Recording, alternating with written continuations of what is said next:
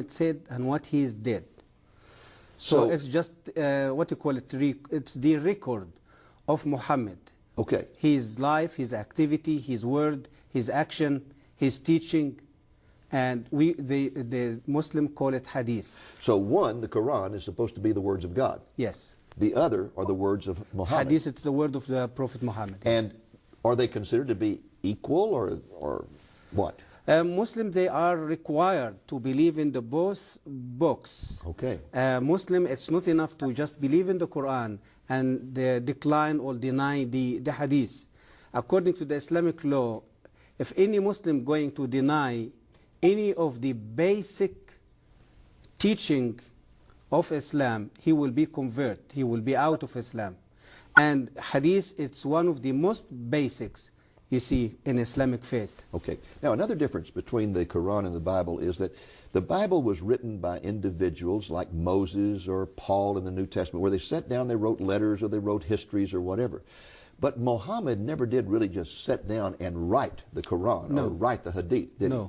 No, he just simply, for example, with the Quran, he was usually in trances and he would make statements and people would write those down. Exactly. And all that was compiled later on after his death, wasn't it? Exactly, yes. And the Hadith is just statements that were compiled by compilers. It might be statements that wives remembered or friends remembered or whatever, and they just kind of put them all together. Exactly. All right. Exactly. Now, in the Quran, there are a lot of contradictions, as well as in the Hadith, a lot of contradictions. Yes. For example, you can find verses in the Quran that talk about loving Jews and Christians. Yes. And treating them with respect. Yes. Then you can find verses that talk about killing them. Exactly. How do you change his mind? A Muslim, they justify this contradiction by Arabic term, and Muslim and Islamic principle, they call it naskh. Naskh or nask. This principle means that the future verse going to come, it's going to decline or cancel the what you call it, the previous verse. Okay, so a later verse, yes, would cancel out an earlier verse. Exactly. That might contradict with it. They call it naskh. If you ask them, but why Allah do that? They will say He do that for the benefit of Muslims and for the benefit of the human being. For example, I remember you giving an example about alcohol. Yes. Give us that example. Exactly. Like, for example, when Muhammad started to preach about his religion, the people in Arabia at that time, they was alcoholic addicts. They loves alcohol. They cannot live without alcohol. And he finds it's going to be too difficult if he's going to give them a command to stop drinking alcohol and to obey his command. So what he did, he just gave them a halfway command. He said to them, no problem, keep drinking alcohol, but when you're going to come to pray to the mosque, you have to stop drinking alcohol till you finish your prayer, and after you finish the prayer, you can go back and drink alcohol again. So after a while, he came back to them and he said, no, this doesn't work. No alcohol going to be allowed anymore.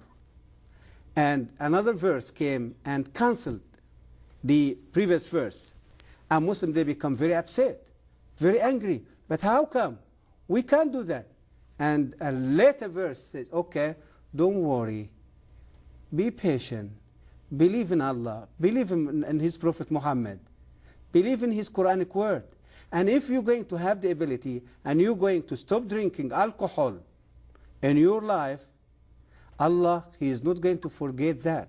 He will reward you with a river of alcohol in the paradise the day when He's going to send you to the paradise. So we go from just drinking alcohol occasionally to not drinking it during prayers to not drinking it at all to you're going to have a river of alcohol in heaven. Exactly. This is the development of the contradiction, you see, of the teaching of the Quran. And you find the same in the attitude toward Jews and Christians. Absolutely. At the beginning, it was one of respect and honor, and then when they did not accept His revelation, He turned against them and began to argue, you must kill them. Absolutely. Firstly, it was a development also was taking place in this subject, in His relationship with the Jews and Christians.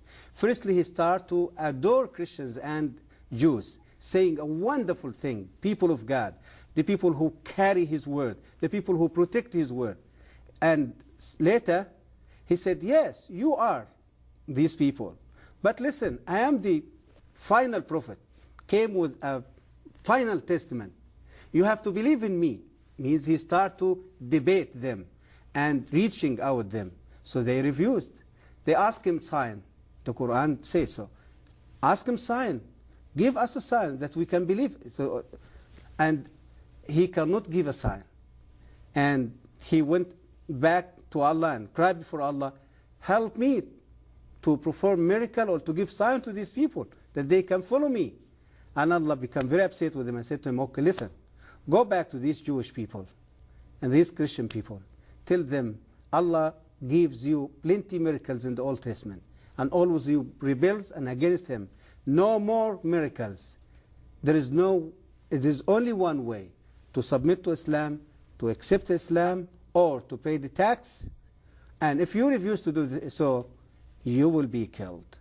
So it was development also taking place in this, you see, in this contradiction of the teaching of the Quran toward the Christian and the Jews. Folks, we're going to take a brief break at this point, and when we return, we're going to ask Mark to tell us how Jesus is portrayed in the Quran.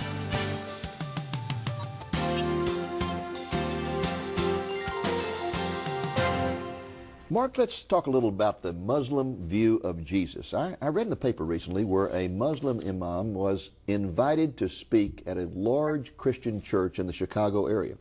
And when he got up to speak, the very first thing he said was, I want you to know that we Muslims love Jesus as much as you Christians do. Was that an accurate statement or not? It's not. Absolutely it's not. And the statement of this man, it's a deceitful statement. Why? Because the image of Jesus Christ in the brain of Muslims, in the Quran, in the Hadith, in the teaching of Muhammad, it's totally different than the biblical Jesus. The Quranic teaching and the Islamic teaching about Jesus, it's Jesus, just he is the son of Mary. He was born from Mary through a miracle performed by Allah.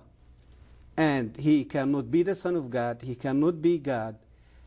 He wasn't crucified. He wasn't shed his blood. All the biblical view about the identity of Jesus Christ, it's misinterpreted by the Quran and by the Islamic teaching.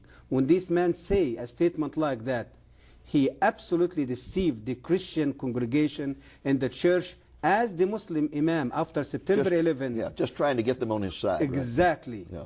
Deceive the world through the secular media by telling that Islam it's a peaceful religion. Now, same way. Let me make sure I understand this.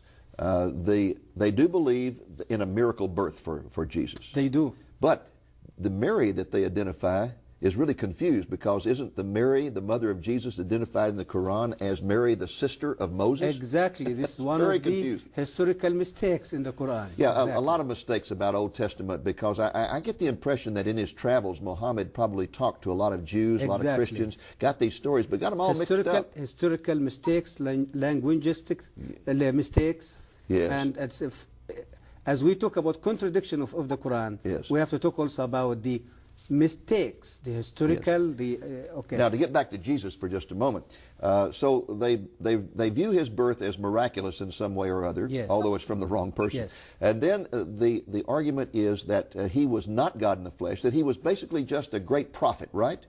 Yes, he considered one of the Uli al-Azm min al-Rusul, means the greatest prophets, okay, means Muhammad, Moses, Jesus, Abraham. So they consider him one of the greatest prophets. But Muhammad being the final and greatest of the prophets. He is the greatest and he is the final one. Okay. Now, did you say that they deny the crucifixion?